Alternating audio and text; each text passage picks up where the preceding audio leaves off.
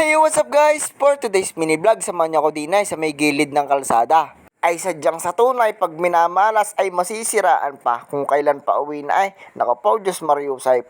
Tingnan ang motor ng kupal ay sadyang lapat sa semento ay lapat naman sa giant. Ay tingnan niya at pipisil-pisiling ka. Ay nako po, kung kailan ako walang pira at malayo pa ay sadyang nagpasabay-sabay ka pang gulong ka. At din sa part na rating na ay sadyang 36 pesos na lamang ang pira ka. Ay sa naabot aray ay miski vulcanizing ay hindi ari tatanggapin. Nako po, paano na kaya aray? Tingnan ang mukha ng problema daw ay sadyang mapapakamot na lang sa ulo pag na nangyari sa inyo. Ay nako po, Diyos Mario Sai, paano ba aray? At din sa part na aray, naisipan kong i-chat ang aking tropang sistang kung nasaan siya.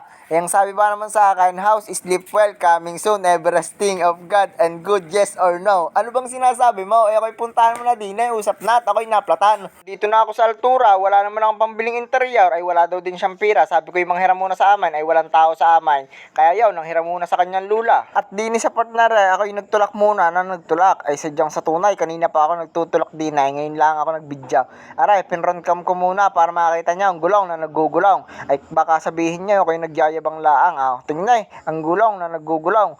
At din sa partnera, ako'y tumigil muna para magpahinga. Sadyang mapapakamot ka na lang ng ulaw. At are na nga, dumating na ang aking trupang pugay. Si paring Istong at si paring Alexos ay ganap na ganap ay. Ganyan ang trupa ay sadyang pag kailangan ng tulong ay pupuntahan agad. Aray, bumaba na si paring Alexos para silipin ang gulong na naplatan. Ay tingnan kung nasaan ang napakaw. At are na nga, nandito na kami sa vulcanizing shop. Ay aray, pinarada ko na sa loob ang motor para maayos. Aray, tingnan ang motor na naplatan. At tiningnan ni kuya kung ano ba talaga ang nangyari sa motor. Ay sadyang natanggal daw ang pitaw.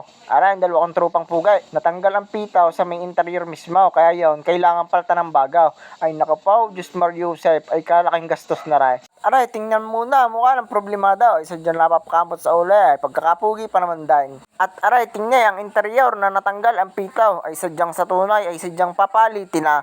Ay nako po, Diyos Mario Joseph, ay siguro may mga 200 ang magagastos ko din. At aray na nga, kinalas na ni kuya ang pinakapitaw sa may rim. Ay hindi mapapakabit ang bagong interior pag diyan ay nakakabit pa, kaya tinanggal na.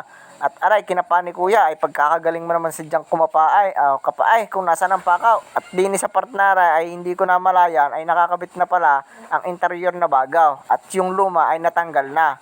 At aray, kinakabit na ni kuya ang kadena para maayos na ang pagkakaalay. At aray, hindi ko na namalayan ay tapos na pala ay pagkakabilis naman gumawa ni kuya. Kaya aray, binayaran ko na ng 200 pesos. Maraming salamat sa inyo. At aray, nandito na kami sa tapat ng aming bahay sa may tabing kalsada. Yon, si paring Istong ay tumawid na at ako'y tumawid na din. Dito na siguro natatapos tong bidyong tao dahil ako'y pagod na din at gutom na. Bye guys, I love you.